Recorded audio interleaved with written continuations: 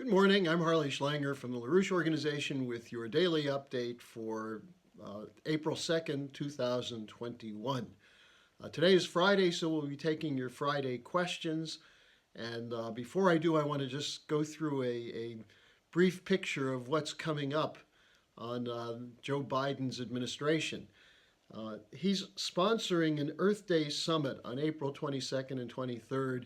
He's invited 40 nations to appear there. It's not clear that all of them will. The Earth Day was initiated by former Wisconsin Senator Gaylord Nelson, who saw it as an opportunity to bring young people who were against the war, this is in the late 60s, early 70s, into a fight for depopulation. Yes, from the beginning, Earth Day was about depopulation. And Nelson, late in his life, lamented the fact that the environmental movement was not focused enough on reducing world population.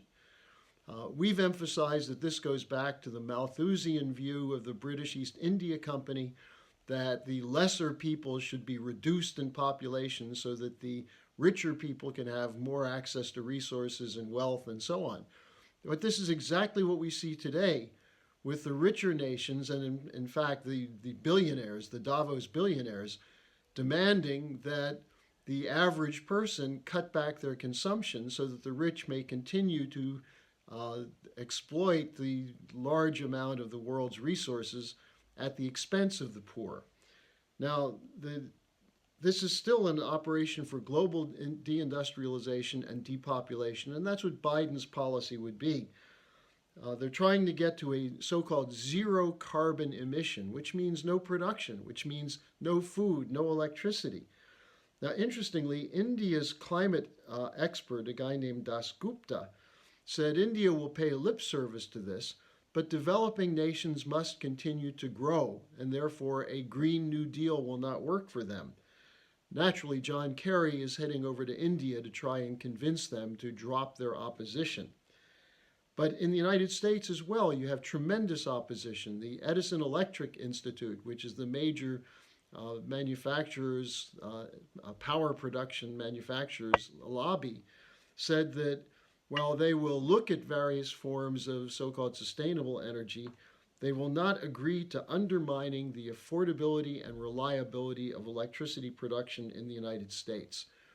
We have put out a report called The Great Leap Backward, which exposes the relationship between the Great Reset and the Green New Deal. And I'd encourage everyone to organize around it, purchase the new pamphlet from us, read it, and get it to others so we can win this fight. Now, on the questions, let me begin with one which is really quite urgent. What is really going on between Russia and Ukraine? We're told Russia is the bad guy, but what's really happening? Well, there's been some motion on both sides toward what looks like an escalation toward military conflict. Particularly, the Ukrainian government continues to move forces to the border of the Donetsk region, which is part of the Russian ethnic majority portion of Ukraine, which has been the target of attacks from the Kiev government. Now, over the recent period, while there's been somewhat of a ceasefire, there's not been any motion toward resolution. So there was a conversation the other day between Putin, Macron, and Merkel, which reaffirmed the importance of the Minsk agreement, which basically said that the Ukrainian government has to grant more autonomy to the Russian-speaking areas and give them a certain amount of independence. The Ukrainian government is not willing to do that. Remember, inside the Ukrainian government's defense and security apparatus are people who trace their heritage back to the Nazi SS units of Ukrainians who joined the Nazis during World War II to carry out an extermination of Jews, Romanians, Poles, Russians, and other non-Ukrainians during the period of Nazi occupation. They still exist. The Azov Battalion, the Bandera Brigades, and they're still trying to ethnically cleanse Ukraine with the full support of the U.S. government. In fact, the U.S. government helped bring them to power And who was the point man for the Obama administration in the 2014 coup in Ukraine? It was Joe Biden. And Biden's connection to Burisma is known, and so on. So, unless the Biden administration can be brought to drop its support for these neo Nazis in the Ukrainian government, we may be seeing an escalation of conflict. And this is occurring as NATO is extending its forces eastward. It's a very bad development. It doesn't have to happen because Putin is more than willing to discuss with European partners a resolution. Unfortunately, at the same time as this heightening of tension is occurring, the Biden administration, through Anton Blinken, the Secretary of State, is demanding that the Europeans shut down the Nord Stream 2 pipeline from Russia into Western Europe. So this is part of the geopolitical confrontation. Of course, the British are playing a leading role in this.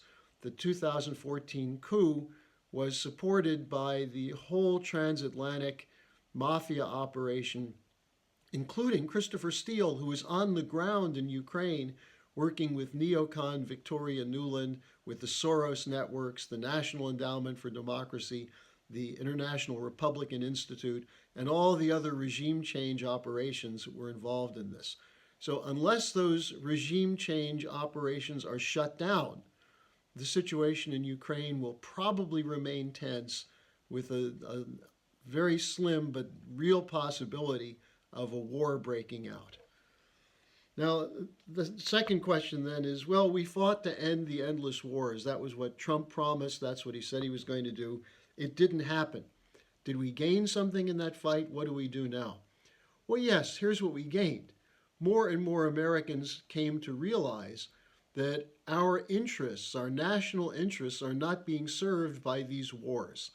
The wars are a product of the unilateralism that came out of the end of the Cold War, with organizations set up such as the Project for a New American Century, which said that the United States won the Cold War and therefore has the right to dictate policy to the rest of the world on the basis of the superiority of the American democracy and human rights. This is, of course, absurd because in the name of human rights and democracy, the American military, in conjunction with NATO, destroyed the nation of Iraq, Libya, did incredible damage to Syria, and continues to do that today. So what we've learned is that we spent trillions of dollars, lost thousands of American lives, killed millions of people in the countries we were supposedly helping, and did nothing to improve the national security of the United States. President Trump said he was going to end these wars, and yet he had a cabinet which included many, many neocons who worked with the Congress to sabotage Trump's initiatives. When he tried to pull troops out of Syria, the Congress voted almost unanimously to keep troops there. Same thing with Afghanistan. So the problem is that there is a war hawk contingent of neoconservatives and just plain old war hawks, part of what's called the military-industrial complex, which dominates American policy. And that's why we have war as a continuing product of their efforts to force the world to submit to this Anglo-American financial order, this bankrupt neoliberal system that's run by the City of London, Wall Street, and now with Silicon Valley. That's what the military-industrial complex is, the corporate cartels that benefit from war, not just from war production, but from crushing nations which wish to get out from under the domination of a collapsing petrodollar system. So what did we learn? We learned we have to fight harder. And if we get an opportunity again, and we should, we have to elect officials who will not submit to the knuckle draggers of the Anglo-American establishment through the military-industrial complex. Unfortunately, President Trump did not succeed in this.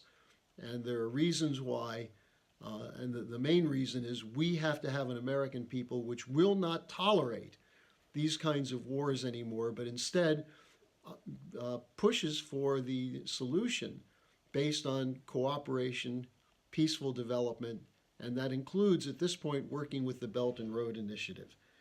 Now, a similar question came up is, what is the Atlantic Council? Because someone said, you mention this all the time. What is it? The Atlantic Council was set up in 1961 to coordinate North America and European policy, especially on economic matters. Their main concern was free trade agreements. So this was set up by neoliberals and the military-industrial complex. It has continued to function as a promoter of wars, of expanding NATO eastward, of confronting China with Western forces to create an Asian NATO. It has regular conferences on attacking Russia. I mean, the Atlantic Council was one of the institutions that was very much involved in promoting the Russiagate scandal, claiming that Putin and Russia were attacking American democracy in the 2016 election without any evidence whatsoever. And they still say that to this day. I've been online on some of their conferences where they have speakers who say Russia is a malign actor. Now they're focusing more on China. But the Atlantic Council, here are some of the $1 million funders for the Atlantic Council. The British Foreign and Commonwealth Office, the Embassy of the United Arab Emirates, Facebook, Goldman Sachs, and the Rockefeller Foundation. Hardly nonpartisan, objective forces trying to pursue peace. These are all part of the military-industrial complex. Now, smaller contributors are a who's who of the military-industrial complex.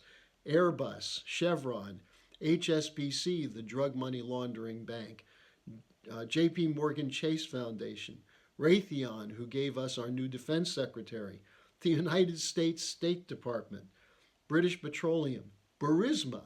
No wonder they're so keen on stirring up the Ukraine situation. Lockheed Martin, the NATO Public Diplomacy Division, NATO Stratcom Center, and what would one of these institutions be without money from Soros's Open Society Foundation? So that's what the Atlantic Council is.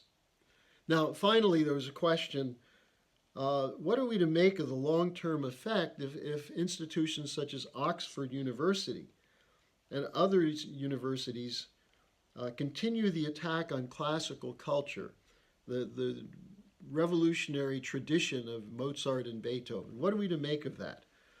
Well, Helga Zepp-LaRouche discussed this in the weekly dialogue I did with her yesterday.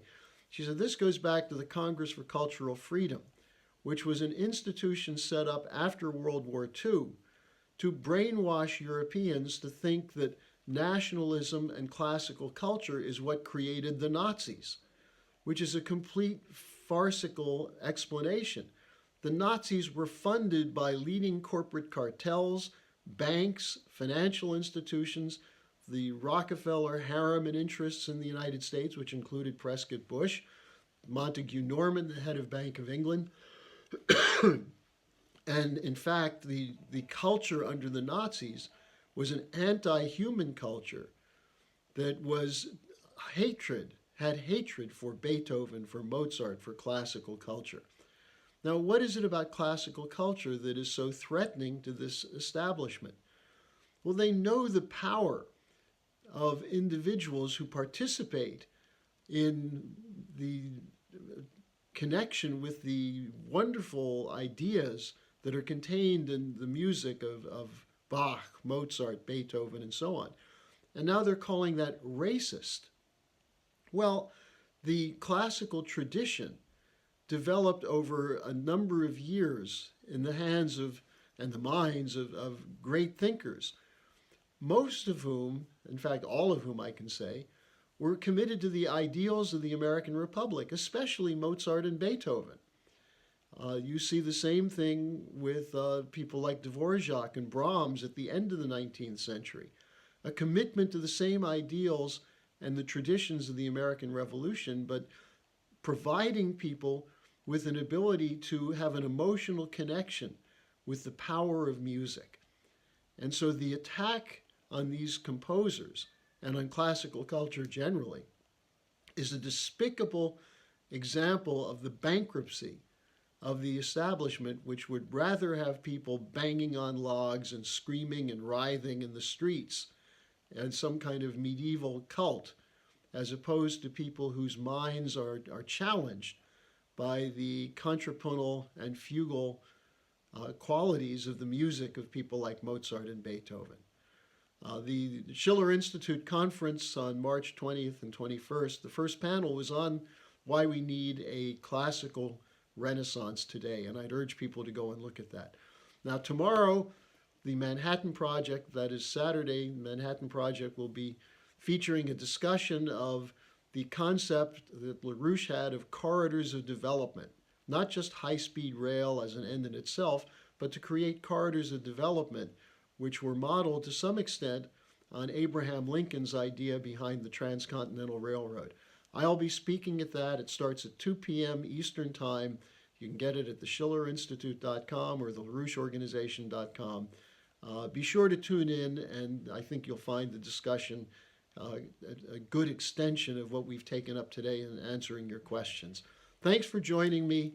I wish you a happy Easter, a good Passover, and I'll see you again on Monday.